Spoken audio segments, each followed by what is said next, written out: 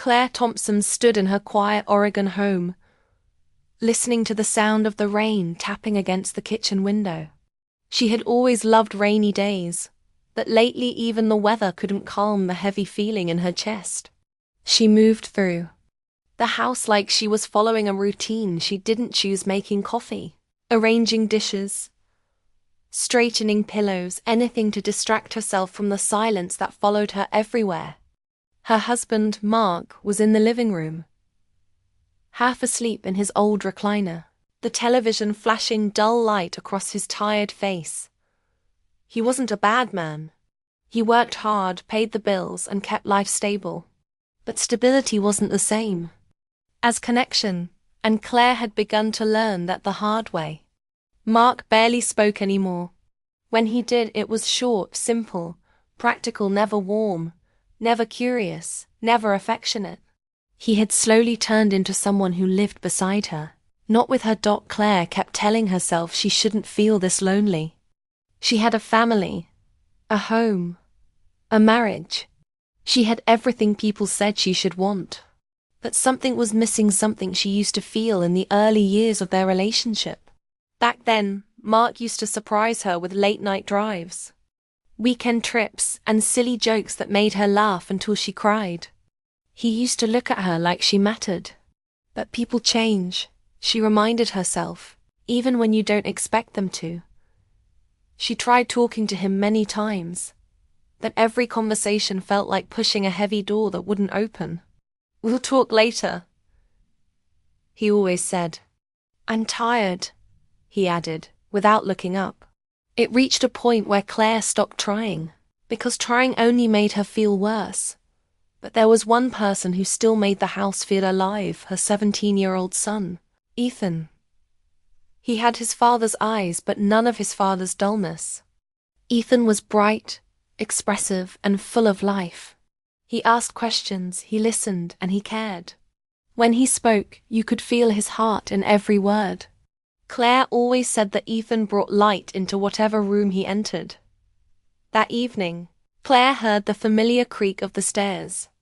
Ethan walked into the kitchen, shaking the rain out of his brown hair and dropping his backpack on a chair. "Mum, you okay?" he asked, noticing the faraway look on her face within seconds. He always noticed. Something about him, his gentle tone, his natural warmth, made her feel seen in a way she didn't feel with anyone else. "I'm fine," she said with a soft smile, though the smile didn't reach her eyes. Ethan leaned against the counter, opening a granola bar. "Dad asleep again?" Claire nodded. "Looks like it." He sighed, not out of annoyance, but concern. "You've been quiet lately," he said carefully. "Like something's bothering you." Claire looked at him, surprised by how easily he read her. "Just tired, sweetheart," she said. But Ethan didn't look convinced. He stepped closer, lowering his voice the way he always did when he wanted to show he genuinely cared. "If something's wrong, you can tell me." His sincerity made her chest tighten in a way she didn't expect. She wanted to tell him everything, how invisible she felt, how much she missed being loved, how she didn't know when she stopped being a wife and became a roommate, but she didn't want to put that weight on him. "I'm okay," Claire repeated, but her voice trembled slightly. Ethan didn't push. He simply nodded, gave her a small smile, and took his snack upstairs. But the moment he was gone, Claire leaned against the counter and closed her eyes, breathing deeply. She wished someone, just one person, would notice her the way Ethan did. She wished Mark still cared enough to ask the questions their son asked naturally. The house grew silent again as the rain slowed outside. Claire walked into the living room and glanced at her husband. He hadn't moved. The same news show flickered on the screen. The same empty bowl sat on the table. The same distance filled the space between them. She opened her mouth to speak, then closed it again. What was the point? He wouldn't hear her, not really. He might nod or say, "Okay, or pretend to listen, that nothing would change. The heaviness she carried wasn't from one moment. It was from years of trying, hoping, waiting. She stepped away from the living room and returned to the kitchen. There, in the quiet glow of the soft yellow lights, she whispered something she had never said aloud before.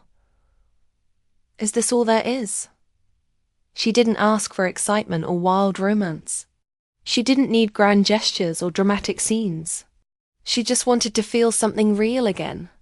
She wanted someone to look at her and see more than a wife who cooked, cleaned, and kept things running. She wanted a life that felt alive. As the rain stopped completely, Claire stood in the kitchen, staring into the empty house that once held so much promise. Her mind was tired, her heart even more so. She felt like she was slowly fading into the walls of her own home, becoming someone whose emotions no longer had a place to go. Then she heard it, a soft sound from upstairs. A door opening, a step on the creaky floorboard. She didn't know it then, but that gentle sound marked the beginning of everything that would change her life. Everything she thought she knew was about to shift, and nothing would ever feel the same again. The next morning began like any other, but Claire felt the same tired weight she felt every day. She moved through the house with slow steps, trying to ignore the emptiness inside her chest. Mark had already left for work without saying much, just a quick bye, on his way out the door, his eyes still half on his phone. Claire didn't expect more anymore, but it still hurt. She started making breakfast, trying to focus on the sound of eggs sizzling instead of the silence in her life. As she set plates on the table, she heard steps coming down the stairs. Ethan entered the kitchen, hair messy, hoof zipped, backpack hanging from one shoulder. He looked tired but bright, the way most 17-year-olds do in the early morning. "Morning, Mum," he said with a warm smile. His voice alone made the room feel less empty. "Morning," Claire replied, trying to match his energy. Ethan sat down, took a bite of toast, then gave her a long, thoughtful look. "You seem different lately," he said softly. "Are you okay?" Claire froze for a second. She didn't know how to answer without letting everything spill out, so she simply said, "I'm fine." But Ethan didn't look convinced. He tilted his head, studying her the way people do when they genuinely care. "Mum, you don't have to pretend with me," he said. "You can tell me if something's wrong." His voice was calm, patient. He wasn't pushing. He was inviting her to trust him. That alone made her throat tighten. She sighed gently. "It's nothing big, just life." Ethan didn't argue, but his eyes softened. He finished his breakfast, grabbed his backpack, and before leaving, he paused by her side. "If you ever want to talk," he said, "I'm here." It was a simple sentence, but it filled her eyes with heat. She quickly blinked away. She nodded, whispering, "Thank you." As he headed out the door, the house felt too quiet once he left. Later that afternoon, Ethan returned from school and dropped onto the couch with an exhausted sigh. Claire was in the kitchen folding laundry, but she heard him call out, "Mom?" She walked into the living room, and Ethan sat up straighter, as if he had something important to say. "Can we talk?" he asked. Claire nodded, sitting beside him. She could feel the distance of the couch cushions between her and Mark every day. But with Ethan, there was no distance. He was open, real, present. "I was thinking about college," Ethan started. "About where I want to go." Claire smiled softly. "Any ideas? Maybe UCLA," he said, "or NYU, or even Vancouver. I want to study film. I want to make something meaningful." His eyes lit up when he talked about his future, and Claire loved seeing that. Mark never asked about Ethan's dreams anymore. He nodded along but didn't really listen. Ethan must have sensed that too. because he looked at Claire with a seriousness beyond his age. "You've always supported me," he said, "even when Dad doesn't ask. You're the one who cares about what I want." Claire felt a deep warmth spread through her. "I'll always support you, sweetheart," she said. "Always." Ethan smiled, then grew thoughtful again. "Mom, can I ask you something?" "Of course." "Are you happy?" he asked quietly. Claire stiffened. The question hung in the air like a fragile string. "Why do you ask?" "Because you don't look happy," he said gently. "You used to smile more. You used to laugh at everything. Now you look tired all the time. Sad, sometimes. And I don't think you deserve to feel that way." Her throat tightened. She wanted to tell him everything, the loneliness, the fading connection, the silent evenings, but she couldn't give him that burden. "I'm okay," she whispered. "Really?" Ethan shook his head. "Mom, I know you better than anyone, and it hurts to see you like this." Claire looked away, her eyes stinging. She had never expected her child to be the one comforting her. But he wasn't just comforting. He was noticing her, understanding her, caring for her in ways she hadn't felt from Mark in years. He leaned a little closer, not crossing any boundaries, just trying to reach her heart. "You deserve someone who makes you excited to wake up every day," he said gently. "Someone who listens, someone who makes you feel alive." His words hit deeply. They were innocent but honest, and they were everything she had been afraid to admit. She forced a small smile. "You're too wise for your age. I have a good teacher," he said, nudging her shoulder lightly. Claire laughed softly, the sound surprising even herself. It had been a long time since she laughed like that. Ethan heard it, and his smile widened, proud that he could bring a little light into her day. That evening, they cooked dinner together. It wasn't planned, but it felt natural. They chopped vegetables, teased each other about who was slower, and turned on soft music that filled the quiet house with a gentle warmth. For a moment, Claire forgot the loneliness she carried. For a moment, she felt connected again. Mark didn't come home until late, and by then, the laughter in the kitchen had faded into silence. He walked past them with barely a glance, muttering something about work. Claire felt the disconnect return cold and familiar. Ethan noticed. He always noticed. After dinner, he walked to the sink, rinsed a glass, and paused beside her. "Someday," he whispered, just loud enough for her to hear, "your life will feel full again." "I know it." And Claire believed him, even if she wasn't sure why. Because Ethan wasn't just her son. He was the only person in the house who still made her feel alive. The next morning, Claire woke up before sunrise, hoping maybe the quiet of the early hour would calm her thoughts. But even as she made coffee and watched the sky shift from grey to pale blue, she felt the same heaviness inside her chest. She had grown used to this feeling, like she was living underwater, moving slowly, breathing thick air, pretending everything was fine. Her phone buzzed on the counter. She hoped for a moment it might be something warm from Mark, maybe a simple good morning, or a small check-in. Something to show he still cared. But the screen showed only a short, cold message. "Working late again. Don't wait up. No explanation. No follow-up. Just distance." Claire stared at the words longer than she should have. She wasn't angry, just tired. Tired of being an afterthought. Tired of being a permanent background to someone else's life. Ethan walked into the kitchen just then, still rubbing sleep from his eyes. He grabbed a bowl for cereal, then paused when he noticed the look on her face. "Mom?" he asked quietly. "What happened?" Claire gave him a small, tired smile. "Nothing.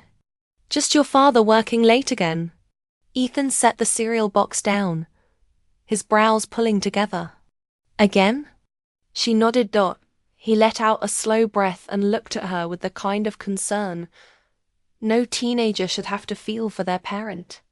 I'm sorry, he said softly. That must feel awful. Claire tried to brush it off. It's fine. He's busy. But Ethan stepped closer. Busy is one thing. Ignoring you is another. His honesty caught her off guard.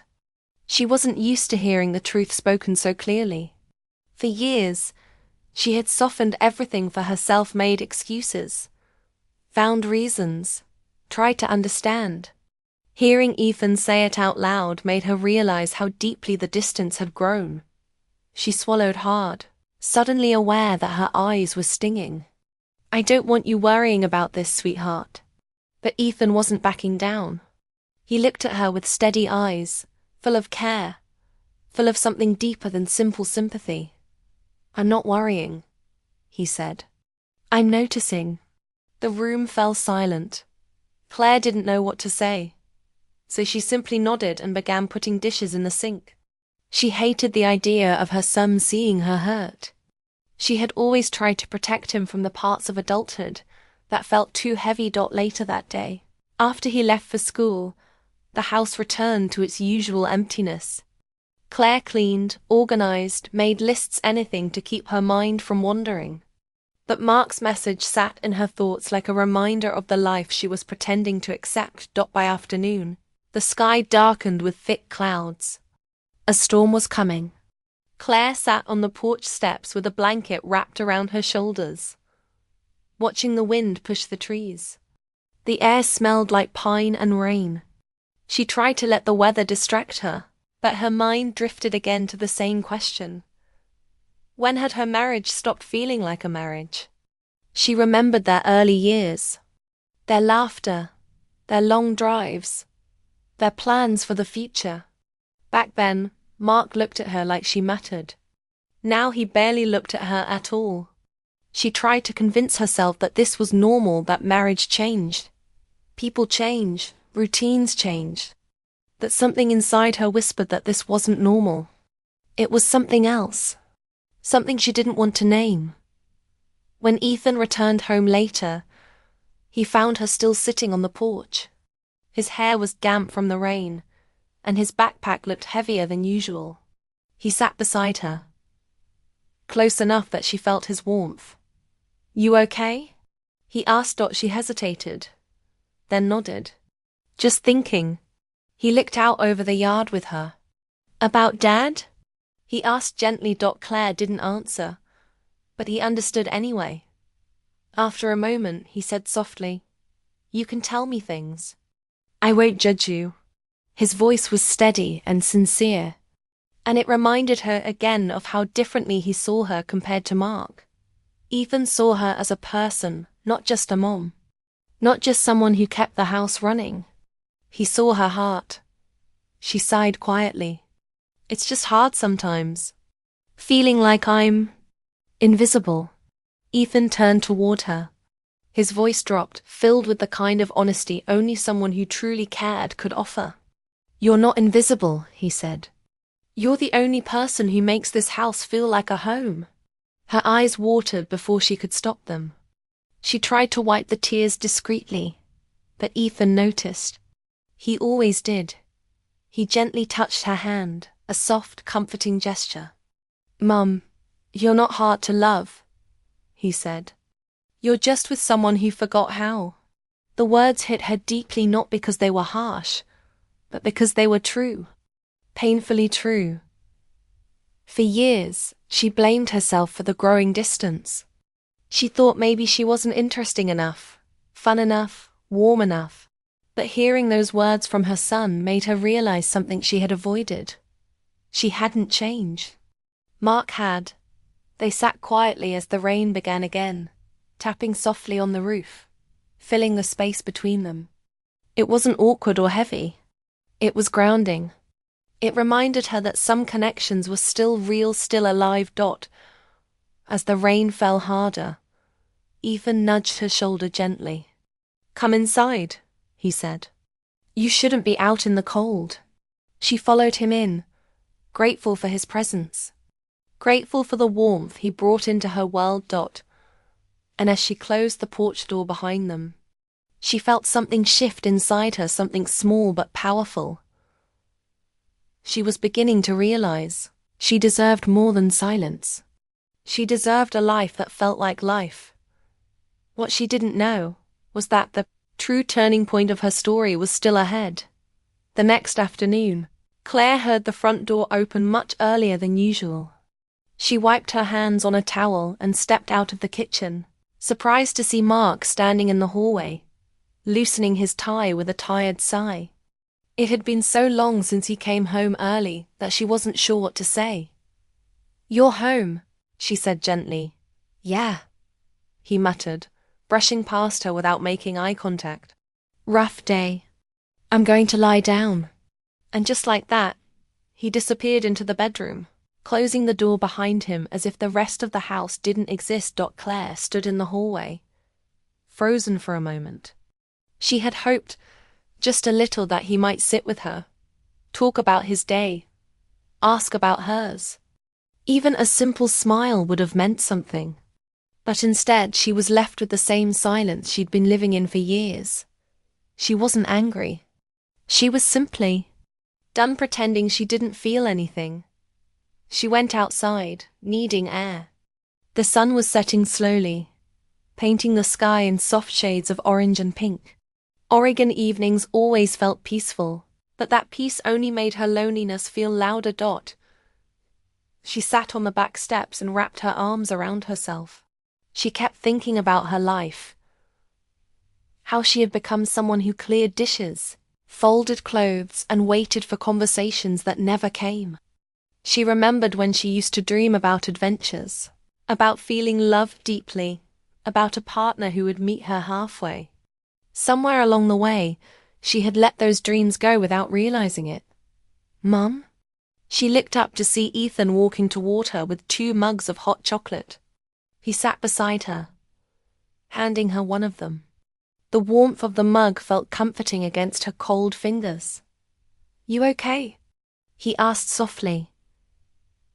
She nodded, though he could see straight through it. "Your dad came home early," she said quietly. Ethan raised an eyebrow. "Really? Did he talk to you?" She shook her head. A quiet heaviness settled between them. After a moment, Claire whispered, "I don't know when things became this empty." Ethan turned toward her, his face serious. "Mom, you've been unhappy for a long time. You don't have to pretend anymore." Claire stared at the yard, her eyes blurring slightly. "I used to think things would get better," she admitted. "That he'd notice me again. That we'd fix things. But now, I don't know." Ethan's voice was gentle, careful. "Sometimes people stop trying because they think you'll always be there. They get comfortable. Too comfortable." Claire felt those words settle deep inside her. They weren't cruel, they were honest. Maybe too honest. Ethan touched her shoulder. Just a simple, supportive gesture. "You deserve a life that feels full. You deserve happiness. You deserve someone who listens." Claire blinked hard, her emotions threatening to spill. "I don't even know what happiness looks like anymore." "You will," Ethan said softly. "You're stronger than you think." They sat there, watching the sunset fade. The sky shifted into deeper colors, lavender and deep gold, and the air grew cooler.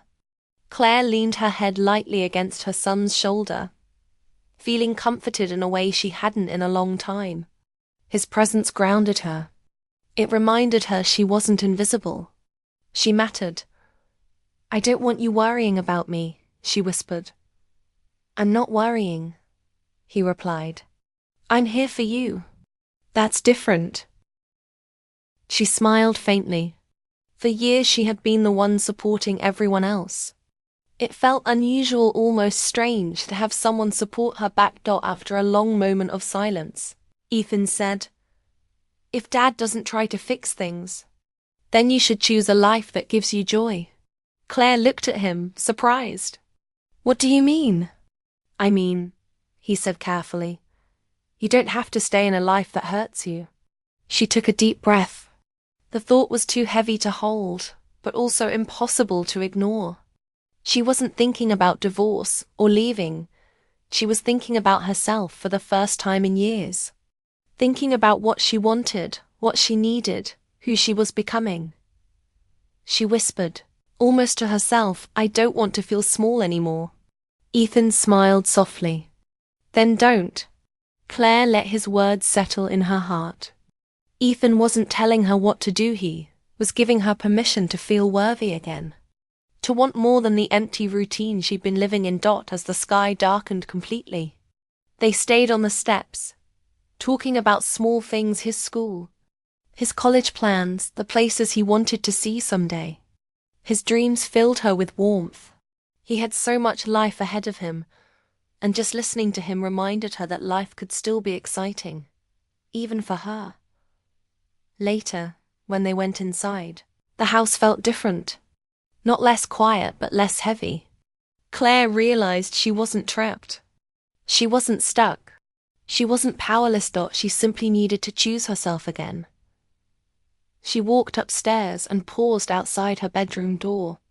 She could hear the faint sound of Mark snoring. In that moment, she realized something important. She didn't hate him. She didn't resent him. She just no longer recognized the life they shared. She whispered softly to herself, my husband may be a bore, but thank God my son is not. Her words weren't bitter. They were freeing, because they reminded her that she still had connection, warmth, love, and hope right in front of her. Something inside her had finally awakened. And although she didn't know exactly what the future would bring, she knew one thing for certain. She would never go back to feeling invisible again.